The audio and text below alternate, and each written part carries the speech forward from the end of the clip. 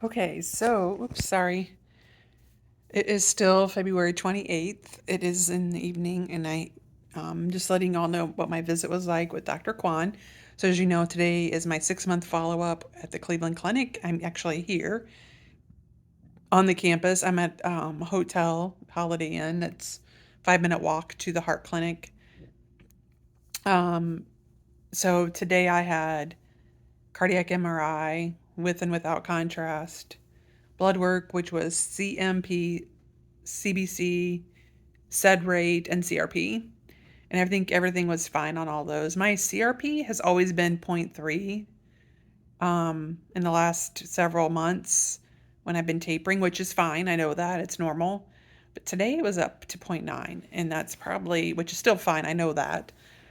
But it's probably why I told Dr. Kwan today when in our visit um, how I felt sometimes. So in the visit, she showed me the images of the difference between my MRI from July from to the MRI that I did today.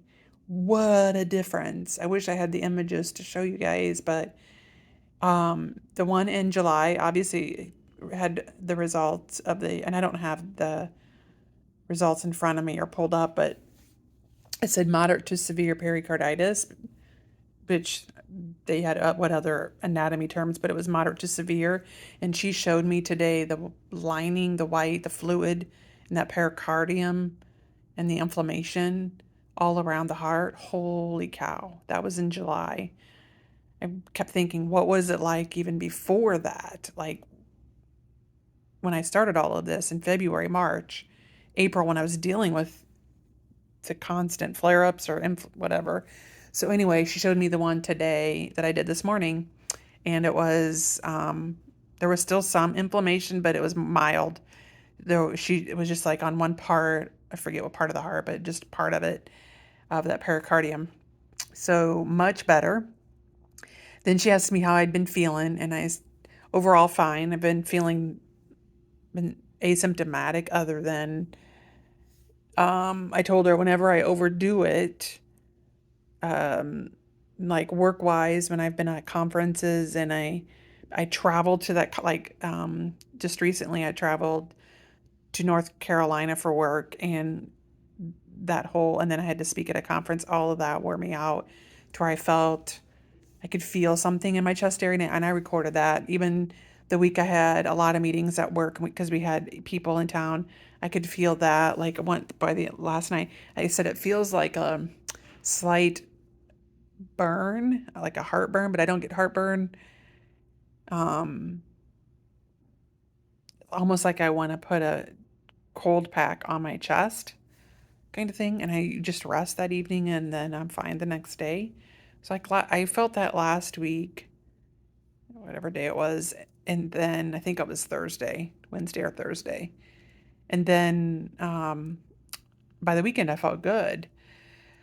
So because of that and the inflammation, which is still mild from the MRI today, said to stay on my current treatment regimen, which is 3 aspirin, 1 pill 3 times a day, the colchicine, which is zero point 0.6 once a day, and the anakinra 100 milligrams once a day.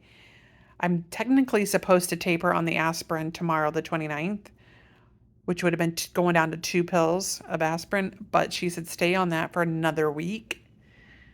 So stay on that till next Thursday. And then after that, I taper aspirin as long as the blood work is fine, because I still do CRP and SED rate every other week.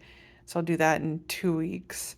As long as that's good, I'll do a taper of the aspirin again, which I'll go to 2 pills a day. So morning and night, one at morning, one at night.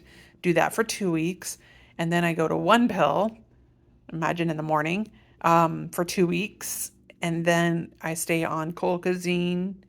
Well, then I get off the aspirin after 2 weeks, and then I go to colchicine and anakinra for 2 weeks. And if everything's good, then I just stop the colchicine. And by then, that'll be 1, 4. That's 5, 6, 7 weeks, and that's 7 weeks. So then we'll look at tapering the anakinra, but we're not going to look at tapering the anakinra until a 3-month visit that I have. And I'll do a 3-month visit towards the end of May. And that's a virtual visit with one of the nurse practitioners. Hopefully, Ashley. But she's going to have a baby. So somebody else, but hopefully not the one I don't like. I don't like Colleen. I don't know why I'm whispering, but there's a Colleen NP. I've never met her in person, only through the chart thing, and then she called me. I just don't like her. She's not for me. She's probably great for other people, but not for me. Anyway, when I make the appointment, I haven't made the appointment yet because they don't have the NP's schedule out for May yet, so I have to wait. They told me to check by the end of the week. Anyway, so I will do a follow-up with the NP at the end of May, and if everything looks good, then at that point I only will be on the anakinra, 100 milligram injections daily, but they'll start tapering that, and that will go like, I think she said you go like every other day for 2 weeks, then every 2 days for 2 weeks, every 3, until we're off, but it's possible that I might be able to reintroduce some workouts in 3 months. That's at my 3-month appointment. I asked today about that, and she said not yet because of some of the things I've been feeling, some of the inflammation, that mild inflammation that's there, but maybe in 3 months. So it's something to look forward to because after I wallowed around and realized it wouldn't be until August, now it may be into May, beginning of June. That's exciting things. So it was a good report today, good things. I think even I'll have to come back. I asked Dr. Kwon if I get to see her in person again, and she said it's hard to say right now, but probably sometime this summer. Shouldn't really worry about it. You know, I live in Iowa. I come to Ohio for my appointment, which I said I'm very happy to do because they've helped me so much with what they've been doing with this treatment plan. I also asked her about reoccurrences, if I'm at higher risk for it, and she said I am, but there are many people that don't get reoccurrences, and there are some that do, and they don't really have any good studies or reasons why some people get a reoccurrence after they've gone through the recovery, but she's like, it just can happen. It just depends on your body. We're going to keep manifesting positive thoughts here, and it's not going to happen to me. It's not. It's not. So anyway, that's happening. Good stuff. So I go home tomorrow. I could have gone home today, probably, and flew out this evening, which I'm glad I didn't because the weather's kind of crappy. But I am going to go home tomorrow. Yeah, it was a good day. While I was here, it's crazy, the weather. I don't know why I'm sharing this, but I came in on yesterday, which was like 60 degrees. This morning when I left at around 8:30 this morning to walk to my appointment, it was 60 degrees. You didn't need a coat. Now it's snowing. Well, it was flurrying. It wasn't like it's accumulating, but it's windy and cold, like in the 20s. Crazy shit. I think tomorrow's about the same as far as temperature, and then I'll be back in Iowa, which it'll be warm up. That doesn't matter. I don't know why I even share that, but anyway, that's just how it went today with that weather. But Cleveland Clinic was amazing. You saw the video of